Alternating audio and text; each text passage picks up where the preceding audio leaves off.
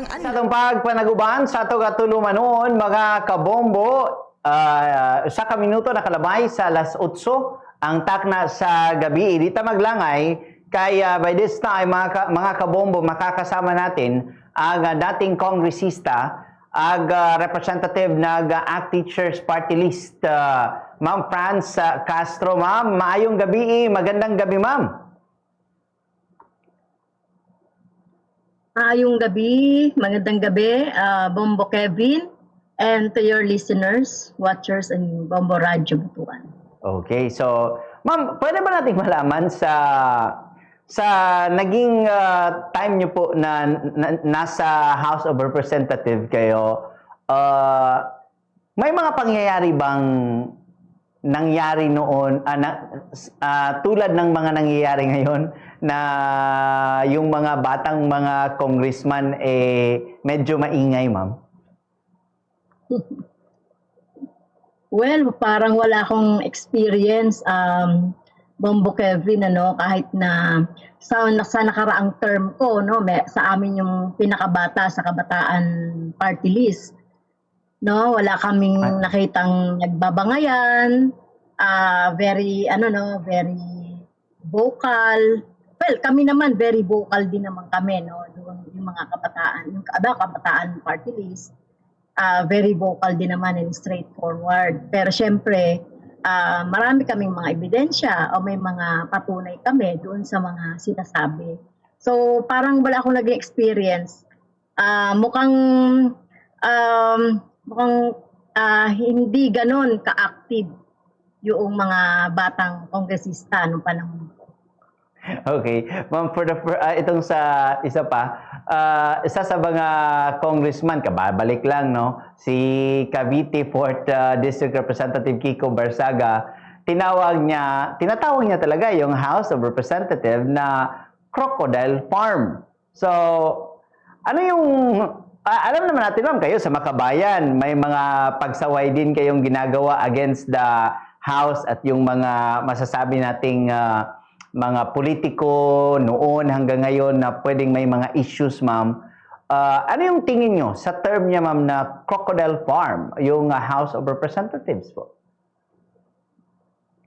Well, for an idealistic representative like Kiko Barsaga, baka masyado niyang nadadramatize. Yung matagal ng touring naman yan matagal naman ang sinasabi yan, hindi lang ganun ka-vocal. Hindi lang ganun katulad ng ginagawa ni Kiko Barsaga, hindi lang ganun ka-brave niya sabihin, hindi naman yan sinasabi ng lantaran. Pero matagal nang ang tawag sa House of Representatives, di ba, sa Kongreso ay crocodile farm. Pero syempre, nagtitake cautious din kami doon sa ganyan, sa pagsasabi ng ganyan na in general nila lahat. O talagang sinasabi lahatan. We take exceptions naman. May mga exceptions naman.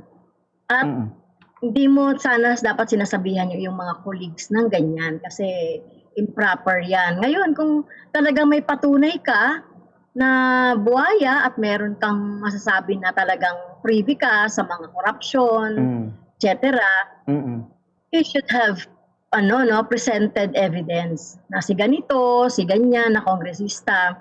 Pero as a collegial body, hindi siya talaga parang syempre you have to respect naman, Ngayon kung may patunay ka, may proper forum naman yan Although privilege mo yon na sabihin kung ano man yung gusto mo, pero you have to you have to take cautious naman doon sa pagre-respect, Tapos kung may ebidensya ka, you have to present it kasi doon sa narinig ko sa kanya, generalized na pagsasabi na ang mga ang institusyon ay isang parang crocodile farm. So ibig sabihin kasama na rin siya doon. Kasama na rin doon yung kanyang namatay na tatay, di ba? So kung lalahatin niya yan, tapos yung nanay niya naging kongresista rin. So ibig sabihin, di ba si Jenny, si Governor Jenny Barsaga, Kaya sa akin naman ano, sa karanasan ko sa mga magulang niya, okay naman, very respectable naman sila. So, ibig sabihin nun kasama na doon yung kanyang mga magulang na matagal na mga naging kongresista rin. So, sana mas magiging maingat, no? Maging careful siya sa pagsasabi ng ganyan nang wala man lang evidence. Mm. Ma'am, for the benefit naman din sa ating mga tagapakinig at yung mga kabataan sa ngayon, mostly padalos-dalos sa kanilang mga desisyon o sa mga sinasabi against sa mga politiko. Sa inyo po ma'am, sa inyong pananaw, paano nagiging buaya, matatawag na buaya ang isang politiko ma'am? Well, buhaya kapag para sa akin, 'di ba, pag describe natin as buhaya, very greedy, no? So yun kasi yung meaning ng buhaya in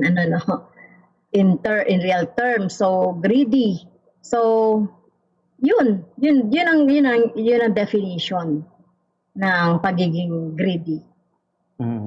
Pag sinabing buhaya ka, greedy ka sa posisyon, greedy ka siguro sa mga nakukuha mong mga benefits from the projects. Ayun, bitaw naman na yun talaga no? At greedy ka doon sa pamilya nyo na doon na, buong pamilya nyo nasa politika or nasa kongreso. So, nakikita natin yung mga, syempre, hindi naman natin nilalahat, no, yung mga political dynasty na talagang walang kasiyahan, no, sa posisyon, no, mula sa mga magulang hanggang sa mga anak, hanggang sa mga relatives. So, yun tingin ko, no, yung pagde-describe niya siguro sa buhaya. And puwera na lang talaga ma'am kung may basihan ka talaga, may ebidensya ka talagang hawak na pwede mong ituro or yun nga, lahatin na sabihin mo na kayong lahat ganyan, ganito, ganyan. Yes, so mukhang merong yatang mga kongresista na nag-react no, doon sa sinabi ni Kiko Barsaga, doon sa sinasabi niyang crocodile farm. So yun na nga, kasi yun ang dapat na tandaan din ng mga bagong kongresista na kung wala kang evidence, gusto mo lang na standing out or gusto mo lang maging masiraan yung mga sinasabihan mo ng ganun, ay hindi dapat yun. Kasi as a congressman, dapat meron kang dignidad, tignan mo rin yung sarili mo, no, kung saan ka nanggagaling. Katulad ni with due respect to Kiko Barsaga, no, so sa kanila rin naman nanggaling mga political dynasty rin yung mga yan. Kaya talagang talbog sa pagmumukha niya, no, yung sinasabi niya, crocodile farm. Kasi he belongs to that institution na kung saan naroroon ka. Ngayon, kung meron siyang pruweba, there is a proper venue for that. No? So, hindi mo pwedeng lahatin yung 318 o 317 na representatives.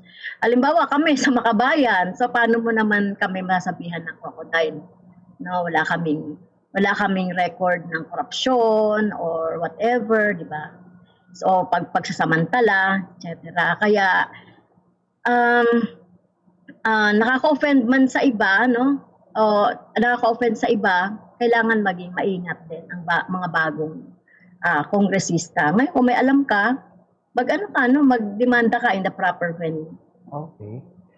Ma'am, itong especially kay Libiste naman, kay Congressman Leandro Libiste, ma'am, ano po ang pananaw ninyo sa paggamit ng isang congressman ng privilege speech para magparatang ng korupsyon, sabihin nating walang malinaw o publikong ebidensya? Well, katulad din yun, ano, Bombo Kevin, nung ginawa ni Kiko Barsaga, Aha. no, ni Congressman Kiko Barsaga. Katulad din ng ginawa ni Congressman De Viste, Aha. ginamit niya yung kanyang ano, no, privilege to speak. Mhm. So, lahat naman ng kongresista, no, may merong privilege yan or rights na magsalita sa plenary.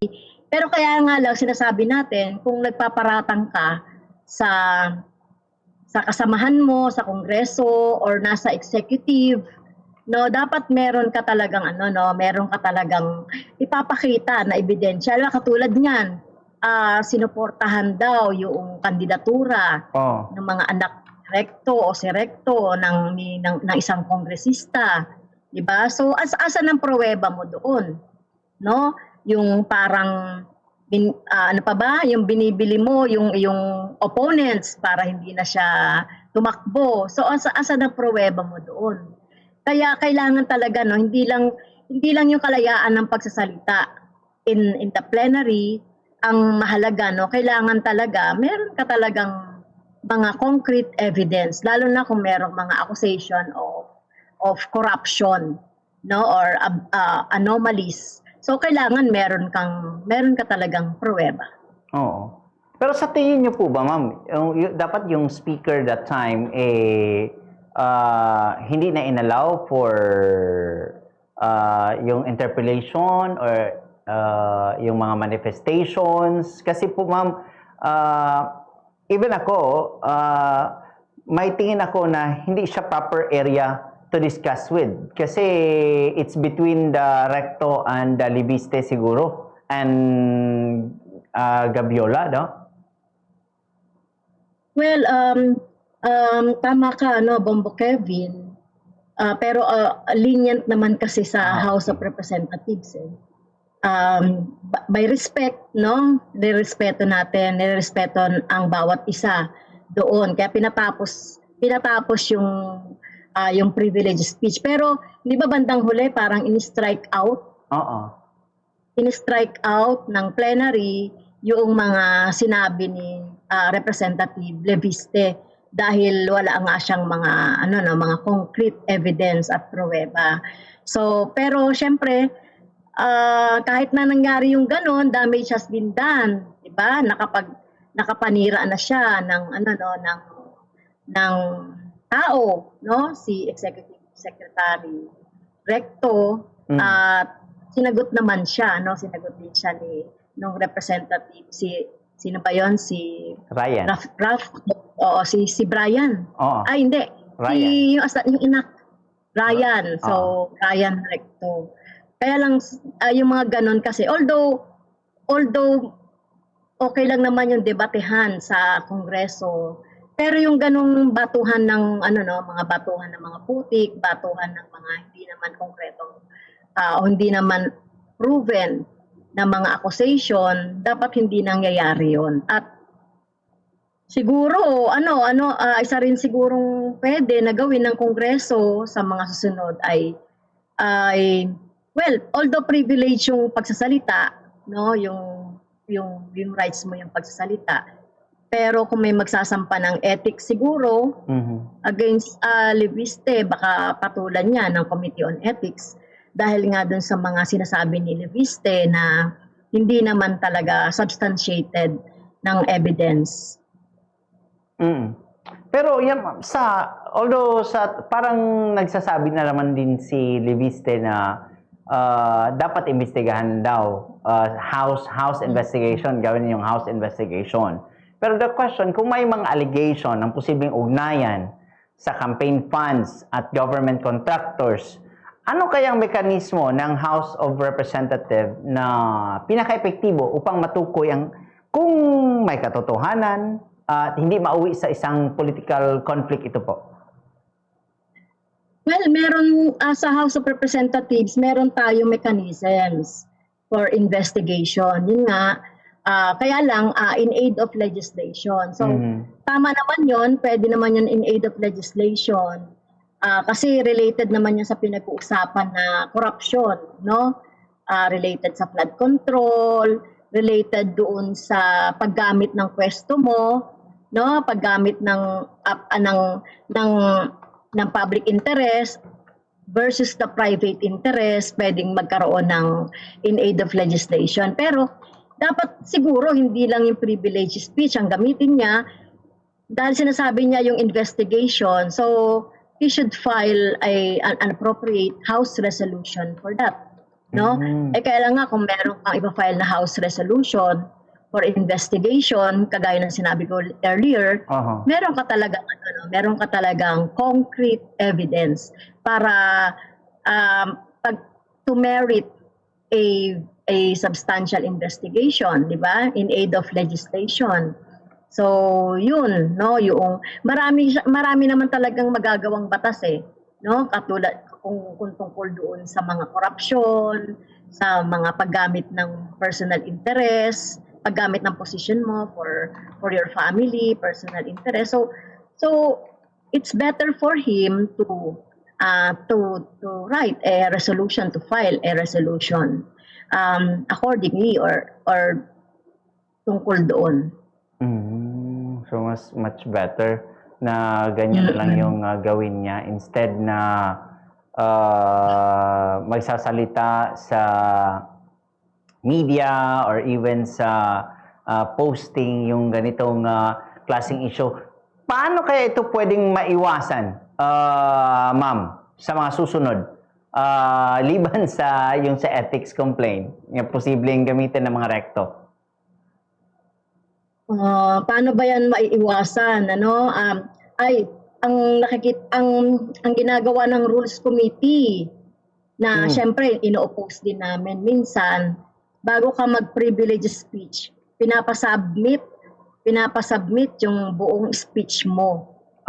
So, yun naman minsan yung ginagawa ng Rules Committee. Pinapasubmit nila yung buong yung buong speech mo. Kaya pag sinabi nilang parang hindi pwede ito or may kulang dito or whatever, so yun, hindi ka na pagsasalitain. Diba? Kung yun nga, minsan nga kami nagiging biktima nun lalong-lalo na kung may mga criticism kami sa administration.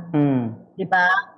No? At ayun, kung may criticism ka dun sa administration pero hindi naman ganun katulad ng ginagawa ng dalawang batang kongresista, ay minsan ay pinapabayaan din naman nila. No? Kasi kami, pag nagsalita kami, meron naman din kami mga 1, 2, 3 na mga manifestation or patunay na kung bakit sinasabi namin yung ganito. No, yung sinasabi nating criticism sa mga policies, sa mga action ng administration. 'Di ba? So, halimbawa nagsalita kami on inflation. So, meron kaming mga statistics na ipipresent at statistics din ng government. So, may mga ganun kami. At minsan nga nagsasalita rin kami.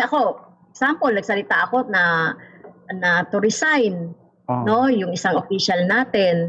Pero bakit ko sinasabing mag-resign, di ba? So kailangan ng mga pruweba. Okay. Sige. Ma'am, sa ibang usapin, mga development sa Senate, alam natin, ma'am, na sa inyo pa lang noon sa House of Representatives, you've tackled na rin itong flood control. Ano ba, ma'am? Okay pa ba na ipagpatuloy ng Senate Blue Ribbon Committee yung investigasyon nila regarding sa flood control, ma'am, sa ngayon? Well, tingin ko bang, Kevin, dapat na ipagpatuloy. Kasi hindi dapat na malimutan ito. Kung kami sa House of Representatives, sinisingil natin si VP Sara Duterte na accountability dahil sa confidential funds, dahil sa SALN niya, etc. So ito, malalaking halaga din ito na hindi siya dapat na-ignore.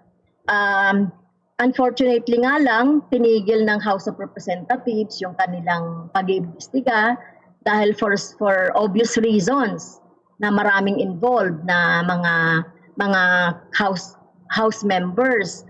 Pero itong yung kay sa Blue Ribbon Committee ni Senator Lacson, dapat pa rin niyang ipagpatuloy ito kasi dapat i-conclude at magkaroon talaga ng recommendation kasi Bombo Kevin na ano tayo parang kumbaga nabudol tayo doon sa ICI.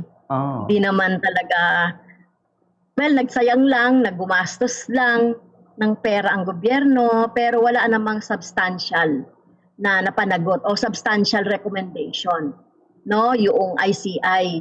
Kaya sa Senate, kailangan magpatuloy ito. So, buti nga lang, meron nang nadagdag na pirma doon sa Senate, Senate resolution ng committee, ng Blue Ribbon Committee. Kailangan pa ng 2 para makakomplete ng 9. Di ba? Para maipasa sa plenary. Hindi na nga nakatiis si Senator Lacson. Ginawa na lang niyang privilege speech yung naging resulta nung noong investigation. Kaya para sa amin dapat din ituloy ito. Kami nga nag-file kami sa ombudsman ng reklamo laban sa 2 official na nag-resign na kaugnay doon sa sinasabing may kinalaman may kinalaman sila doon sa pagbibigay ng mga maleta ng pera kay President Marcos Jr. Kami nag-file kami niyan sa ombudsman. Kailangan maimbestigahan din 'yon, Kaya talagang dapat ituloy itong flood control at panagutin talaga lahat ng sangkot. Sabi nga namin, lahat ng sangkot ay dapat nang managot. Okay. Pero may need pa ba? Sa tingin niyo ba po, is there a need na yung mga pirma-pirma na yan para or okay lang ba partial report or mas maganda yung full report na lang sana, ma'am? Nag-investigate na lang sana. Di ba may schedule naman sana nung April? Oo. Tama ka, Bombo Kevin. Sana tinapos na muna, yung pag-iimbestiga. Napansin ko lang kasi sa Blue Ribbon Committee, parang pinipili lang yung mga gagawing resource person, Halimbawa, yung dinimanda namin sa ombudsman, pinaila namin ng complaint. Yung dating USEC ng DepEd at saka yung dating USEC din ng DBM ba yun, si Adrian Bersamin. Dapat yun talaga ay tinanong or ginawang resource person doon sa Blue Ribbon Committee. So marami tayo papatawag katulad ng sa budget, secretary ng budget. So parang ang kritik nga namin sa Makabayan, parang pinili lang ni Senator Lacson kasi yung kanyang yung kanyang mga magiging resource person o hindi isinama. Halimbawa, kahit na hindi naka-take, kahit na walang oath yung sinabi ni dating Representative Saldico, marami siyang binanggit na mga pangalan doon. 'Di ba? Kahit na hindi siya naka-oath, 'di ba? Kailang pasabog 'yun pasabog yung mga sinasabi niyang gano'n Siya lang naman yung nagsabi ng gano'n So, kaya kailangan 'yun ay sana ipinatawag niya yung mga binanggit doon. So, 'yun ang naman sabi natin sa Makabayan na dapat itinuloy niya, tinapos niya para hindi ganitong parang nag-i-initial lang siya. Oo.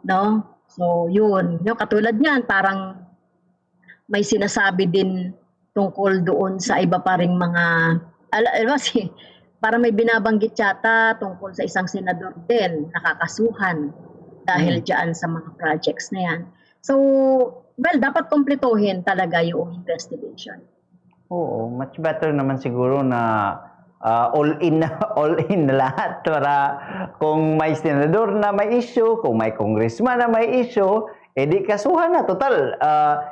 Hindi ba ma'am, hindi naman talaga yung resulta ng investigation is for in aid of legislation. Pero pwedeng gamitin ng ombudsman yung mga pahayag na yon kasi sinumpaan naman for pag-file sa Sandigan Bayan or even sa ombudsman po, ma'am, di ba?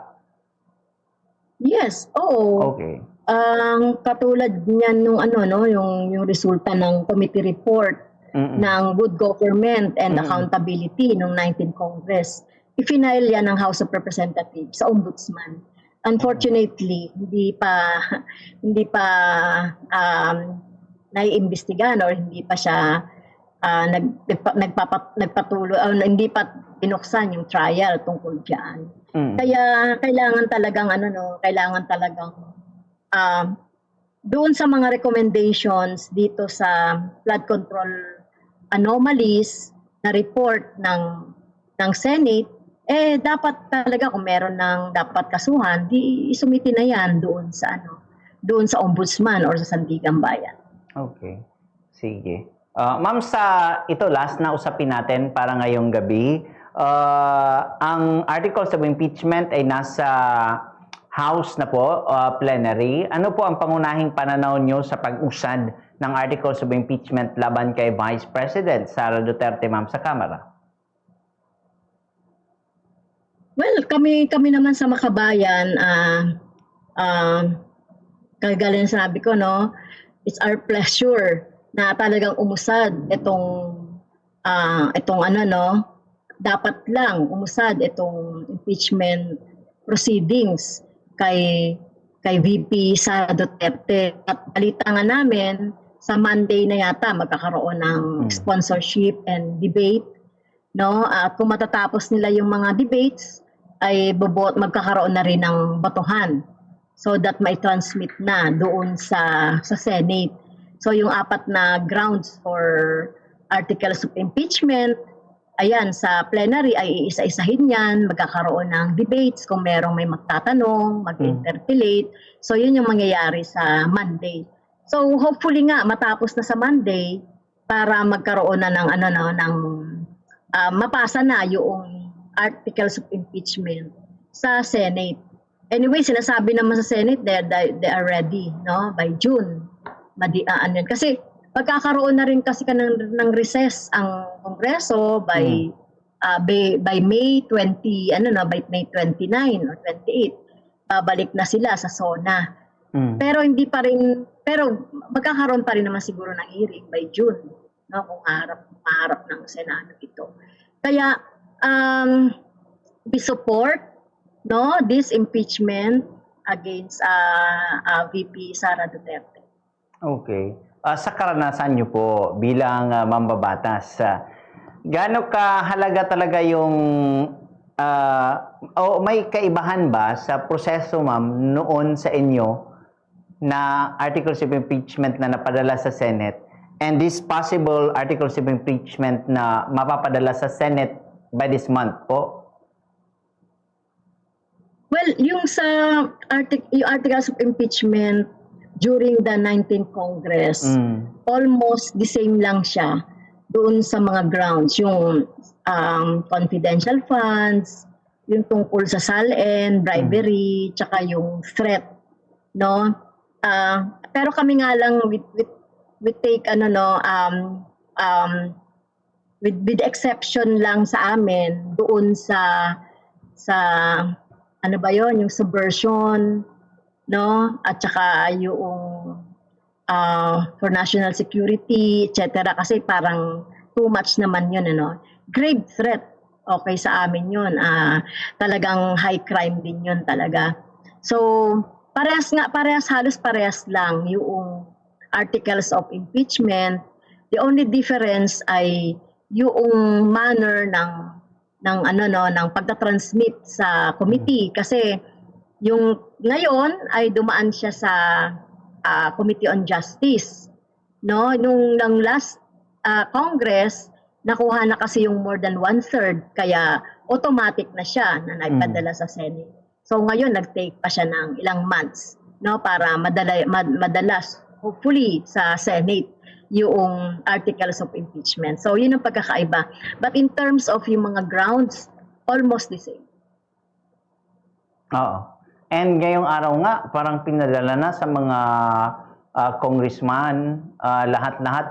Ano yung posibleng makita niyan, ma'am? Kasi kami especially yung mga viewers, listeners natin, yung mga magbabatas, ano yung makikita nila, ma'am? Yung articles of impeachment lang o even the evidences, nandyan na ba, ma'am? dapat makita rin yung mga ano, no, makita niyo yung mga present na mga evidence. Dapat na-attach, Ah, naka-attach yung doon, no? At parang noong Monday ba or nung kahapon, mukhang ipinresent ng Committee on Justice. Parang nagkaroon ng meeting nung lahat ng mga kongresista na ipinresent ng Committee on Justice yung kanilang committee report. No? At ngayon, lahat na siguro ng mga kongresista nakakuha na nun. mm. Kasi bukod sa physical copy niyan, inaano din yan, no? Ini-email din yan sa mga kongresista. Kaya dapat nandoon talaga yung mga evidence to support nga yung mga grounds for impeachment, lalong-lalo na yung mga ipinakita doon sa hearing, no? Dapat nandoon 'yan para magkaroon ng wise questioning or Oo. interpellation, Oo. sino man na gustong magtanong. O para magkaroon ng wise decision yung mga kongresista na boboto, especially yung mga hindi member ng Committee on Justice. Mga ilang oras kaya yan, ma'am? Sa May 11. So hindi natin alam yan, kasi apat na grounds for impeachment yan. Oo. So hindi natin alam kung ilan ang magtatanong sa first, second, third, or fourth, or kung paano yung magiging gagawin nila kung isang kongresista magtatanong na sa lahat Aha. ng grounds. So hindi ko alam kung paano yung gagawin sa plenary. Baka gawin nila sa first muna. So Oh. sino mag-interpret sa first? Yan. Then after na ma-exhaust na lahat ng mga magtatanong siguro, second naman. So yun baka yun ang pwedeng gawin, or pwedeng gawin ng rules committee, sige lahat na, no? Itanong niyo na sa chair ng Okay. So depende. Mukhang naman, ready naman yata yung mga kongresista no? Na para dun sa mahaba ang interpellation. At ako personally gusto ko na yan matapos by Monday para mai-submit na yan sa Senate. At doon na talaga magkakaalaman nung yung mga iba pang evidence na kailangan. Oo.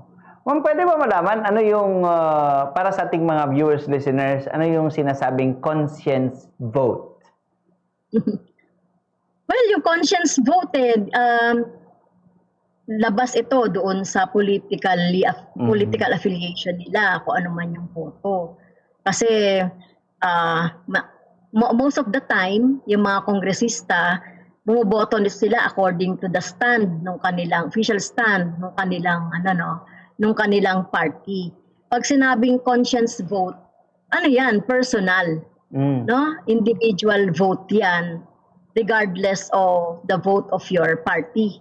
No, nasa sa iyo yung pag-aaral o kung ano man yung i-recommend sa iyo ng constituents mo, pag-aralan mo yon. So yun yung conscience vote.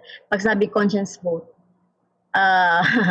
konsensya mo na yan kung tingin mo hindi dapat i-impeach o dapat i-impeach o pabayaan na lang natin na nagkaroon ng anomaly sa mga pondo, mga ganon. No? So, individual decision yan, pag conscience. Oo. Isa sa mga... Okay. Sige. Ma'am, maraming salamat, ma'am, sa time po, ma'am. Any parting words po, ma'am, para sa ating mga viewers, listeners ngayong gabi po?